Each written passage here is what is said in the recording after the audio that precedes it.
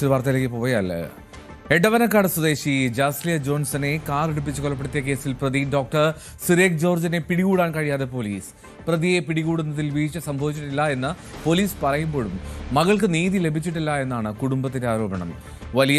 വലിയ കുടുംബത്തിലെ ആളായതുകൊണ്ടാണോ ഈ പ്രതിയെ കിട്ടാത്തത് എന്നാണ് അവളുടെ അമ്മ ലിമ ചോദിച്ചത്. അതിനിടെ മുൻകൂർ ജാമ്യം തേടി പ്രതി സിറേഖ് കോട്ടയം സെഷൻസ് കോടതിയെ സമീപിച്ചു എന്നുള്ള വിവരവുമുണ്ട്.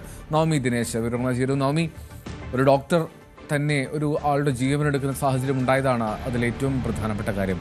ഇതുവരെയും കണ്ടെത്താൻ കഴിഞ്ഞിട്ടില്ല. ഇത്രയും ദിവസങ്ങളായി. ഇതിനിടയിൽ 2 തവണ അയാൾ ഹൗസ് സർജൻസി ചെയ്യുന്നിടത്ത് വന്നു എന്നുള്ള സൂചനയൊക്കെ ഉണ്ടായിരുന്നു. എന്നിട്ടും പോലീസിന് കണ്ടെത്താൻ കഴിഞ്ഞില്ല എന്ന് പറയുന്നു. അത് ആ കുടുംബം ഉന്നയിക്കുന്ന പോലെ അത് നീതികേടാണ്. ആ പെൺകുട്ടിക്ക് നീതി ലഭ്യമാക്കണം, അവരെ പിടികൂടണം. എന്താണ് പോലീസ് പറയുന്നത്? അന്വേഷണം ഏത് തരത്തിൽ വ്യാപിപ്പിച്ചിട്ടുണ്ട്?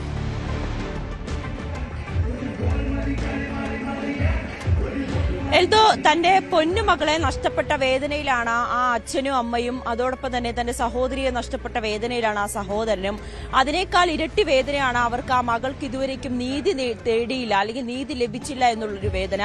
ഇന്നലെ ആ മാതാപിതാക്കൾ മാധ്യമങ്ങളെ കണ്ടപ്പോൾ അത് തന്നെയാണ് ആവർത്തിച്ചത്. പോലീസിന്റെ ഭാഗത്ത് നിന്നും വലിയ തരത്തിലുള്ളൊരു വീഴ്ച സംഭവിച്ചു. അത് തുടക്കം മുതൽ തന്നെ ഈ അപകടം സംഭവിച്ചതിന് ശേഷം അങ്കമാലി പോലീസ് സ്റ്റേഷനിലെത്തിയ ഈ പെൺകുട്ടിയുടെ സഹോദരനോടും സുഹൃത്തുക്കളോടും വളരെ മോശമായിട്ടുള്ള രീതിയിലായിരുന്നു പോലീസിന്റെ ഭാഗത്തു നിന്നുമുള്ള ഇടപെടൽ. അവർക്ക് ഈ പ്രതിയെ പിടികൂടിയില്ല, അല്ലെങ്കിൽ ഡോക്ടറിനെ കുറിച്ചുള്ള വിവരങ്ങൾ തേടിയപ്പോൾ ഒന്നും തന്നെ നൽകുവാൻ പോലീസുകാർ സമ്മതിച്ചിരുന്നില്ല. പിന്നീട് അവർ തന്നെ പറയുന്നു, ഇങ്ങനെ മകളുടെ അവയവദാനം നൽകിയതുകൊണ്ട് മാത്രമാണ് ഇത് ഇത്രയും ഈ വാർത്താ പ്രാധാന്യം നേടിയത്, അന്വേഷണത്തിനായി പ്രത്യേക സംഘത്തെ രൂപീകരിച്ചത്. അതിനപ്പുറത്തേക്ക് ഈ കേസുമായി ബന്ധപ്പെട്ട് എന്താണ് കേരള പോലീസ് ചെയ്തതെന്ന് കുടുംബം ചോദിക്കുന്നുണ്ട്. പ്രത്യേക അന്വേഷണ സംഘത്തെ രൂപീകരിച്ചതൊക്കെ മാധ്യമങ്ങളിലൂടെയാണ് അറിഞ്ഞത്. ഒരു പോലീസ് ഉദ്യോഗസ്ഥൻ പോലും ഇതുവരേക്കും തങ്ങളുടെ മൊഴി രേഖപ്പെടുത്തുവാനോ അല്ലെങ്കിൽ മകളുടെ കാര്യങ്ങൾ ചോദിച്ചറിയുവാനോ ഒന്നും തന്നെ ഇങ്ങോട്ടേക്ക് വരികയോ തങ്ങളുമായി ബന്ധപ്പെടുകയോ ഒന്നും തന്നെ ചെയ്തിട്ടില്ല എന്ന് കുടുംബം പറയുന്നുണ്ട്.